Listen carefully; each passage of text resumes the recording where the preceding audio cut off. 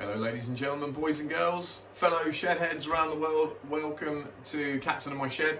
I'm Captain Mikey, and on this episode we're going to make an extension for this number 52.5 Vise that I've got on this bench that I refurbished. I have got this piece of ash left over from a project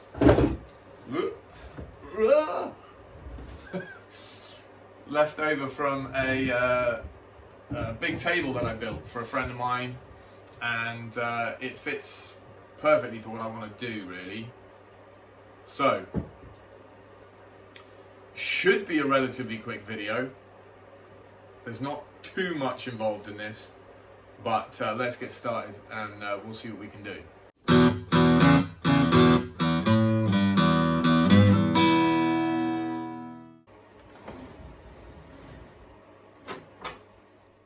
So this project starts with getting this piece of ash to decent usable dimensions, and I'm doing this purely by eye. It just needs to be long enough, thick enough, wide enough. What is important is that it is square and straight, and if I can achieve that, then I'm a happy chap.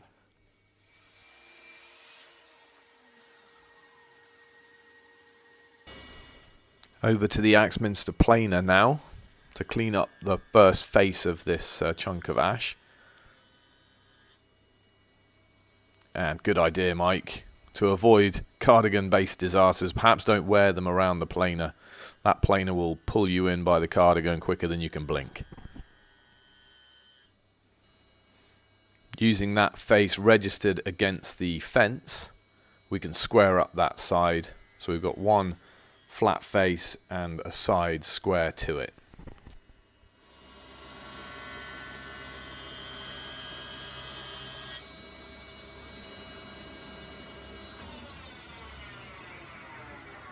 Okay, before I carry on, I thought I'd tell you why I've chosen this piece of wood in particular. Apart from the fact that it was roughly the right length and approximate dimensions that I needed, there's a couple other reasons. I know that it's decently dry. I used this on a project about 2 years ago, and it was dry enough for a furniture build back then. So I know it's nicely dried, which means it's going to be pretty stable. And for this purpose, I want something that's solid and stable and isn't going to bow. I want the gap between the edge of the bench and the face of this to stay as tight as possible over time. It's ash, so it's a hardwood, so it's decently strong again, nice and thick. So I'm probably going to keep it pretty much this thickness. It'll come down a little bit, but this is pretty much the width of the piece. It's going to stay like that again to keep the rigidity. And the other thing that's somewhat important, I think, is the grain direction. You can see where I've cut the end off here. It's not exactly quarter sawn, but it's close. All the strength, I mean, a piece this big, it doesn't matter too much, but I feel like that's worth considering. If the grain was running that way, then if it did ever move, it's more likely to bow and flex that way, whereas with this grain orientation, that's less likely to happen. If anything, it will kind of move in this direction, which is less of an issue for me. Small points, but I had the option, so that's why I chose this piece. All right, let's get this thicknessed.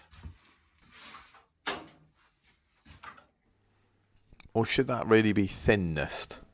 I never really know. I think YouTube's got a lot to answer for on this terminology. But anyway, we've got the two flat and square faces. We're now going to cut the opposite faces parallel. And once we've got that done, that is the dimensioning of this lump of ash finished, ready to start fitting it to the vise.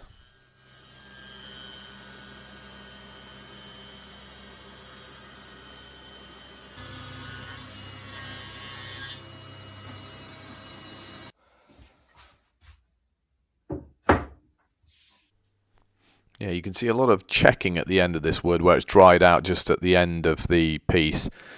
And luckily I've got the plan to cut this big chamfer at either end. It'll make it look nicer. You won't walk into it and hurt yourself all the time, and it will cut away a lot of that checking. The 8-inch blade on this saw doesn't quite have the capacity to cut all the way through this, so I end up finishing it off with the pull saw here.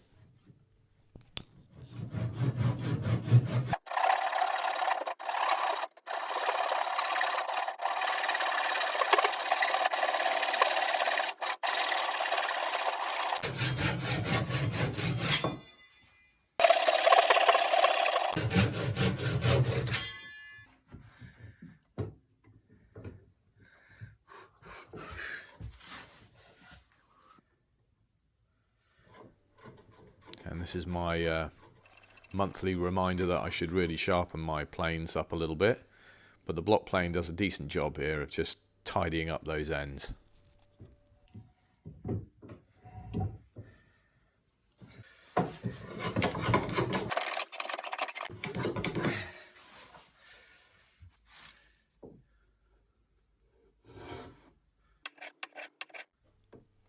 This small chamfer looks nice, and it'll also stop the ends of the wood from chipping out if I knock it with a tool or something. It should help prevent that. It also won't hurt as much when I bang into it.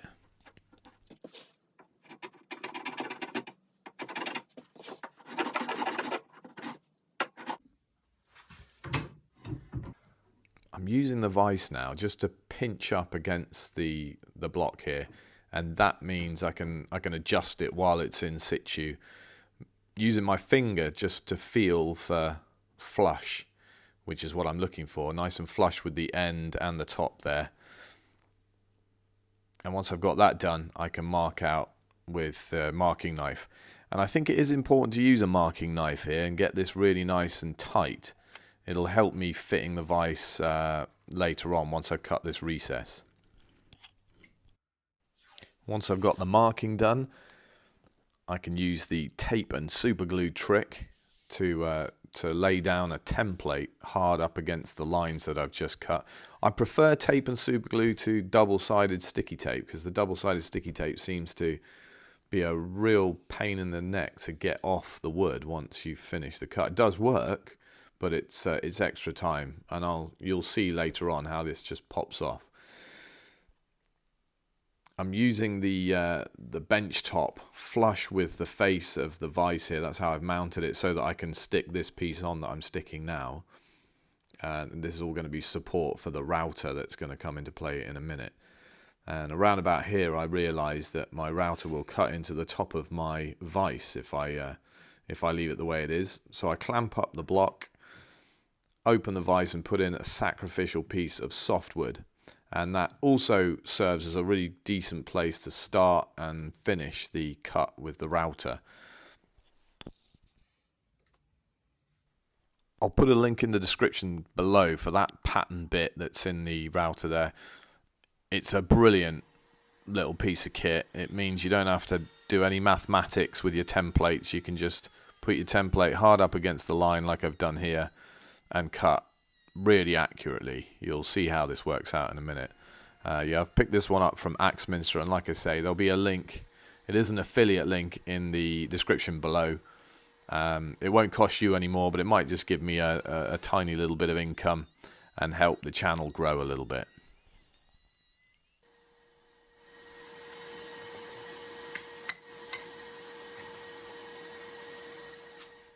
See how clean they came off? Perfect. So now I've got rid of the template, and I'm using the existing cut to guide the bearing on the pattern bit just to get the final depth. And once I've done that, I'm going to clear out the waste in the middle with just a straight router bit, and that's what I'm doing here.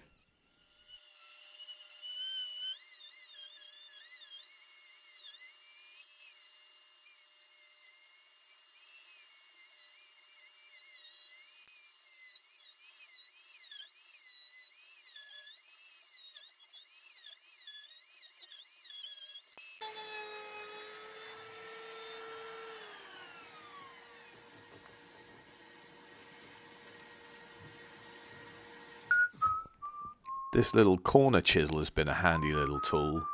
And again, I'll try and put a link below for this because there's a neat little piece of kit. It saves you just a few minutes on each of these corners. Of course, you could do it with a chisel, and I do have to finish them off with the chisel. But it gives you a really good start. It leaves a really nice square cut, and I've been pretty pleased using it.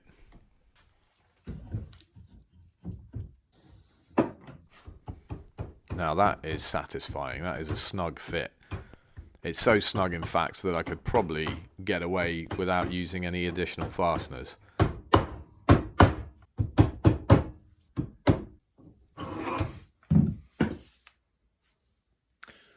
Perfect. That is looking very neat and tidy.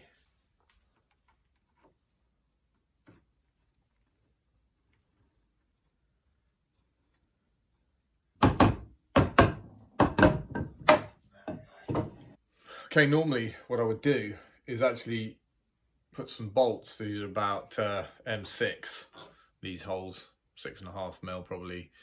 I'd actually use bolts to secure this to the vise, but I've got such a tight fit with this recess here.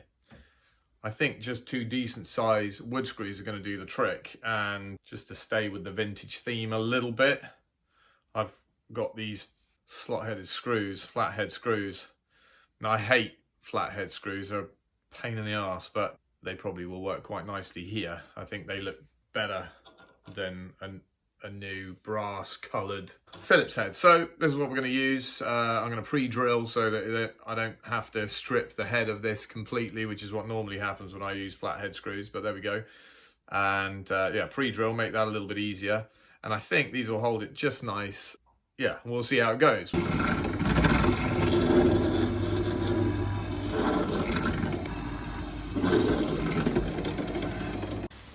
I've decided I'm going to add a couple of dog holes into the vise extension here.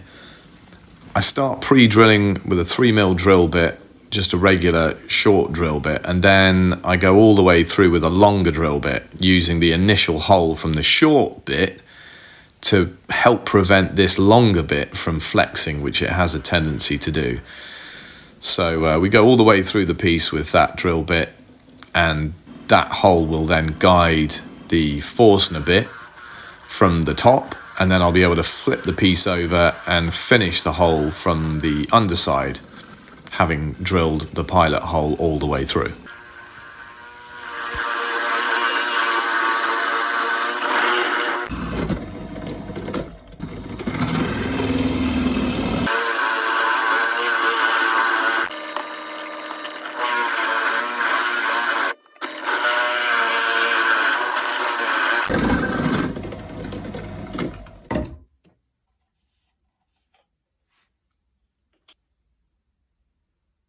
I'm using Osmo's top oil here.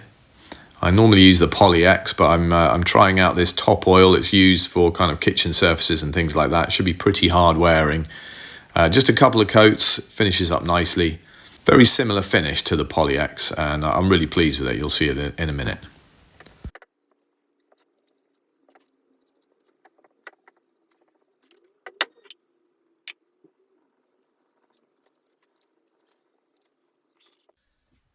I must say, the grain, having finished it now, looks absolutely stunning. Look at the end of that piece of ash. I couldn't see any of that before I planed it up, and I'm really pleased with it. I think it looks great. Not that that's the most important thing here, but it's a really nice bonus.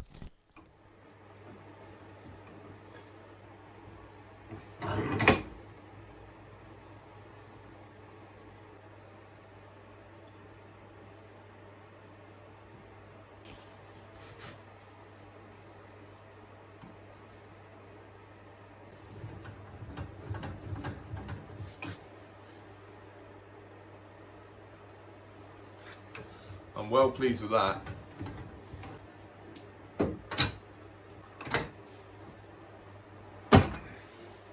Well, thanks for watching to the end. I really appreciate it as always. If you like the content, then please subscribe. The channel is growing slowly and every little helps. But yeah, thank you very much for watching. I hope you like this project. It was a nice, quick, simple thing to do. It's brought my my Vise jaws in line with the top of the bench now. Nice and solid. I've got a really good working width there. I've got place for dogs in these dog holes here, so I can hold work nice and easy. I'll put a link in the description below to these dogs because they're fairly inexpensive. You can get them in Axminster, and they're nice 20mm dogs, decent anodized alley, and they look and work well. Yeah, that's it for this one. Plenty more to come as always, but I'll see you next time. Take it easy. Bye for now.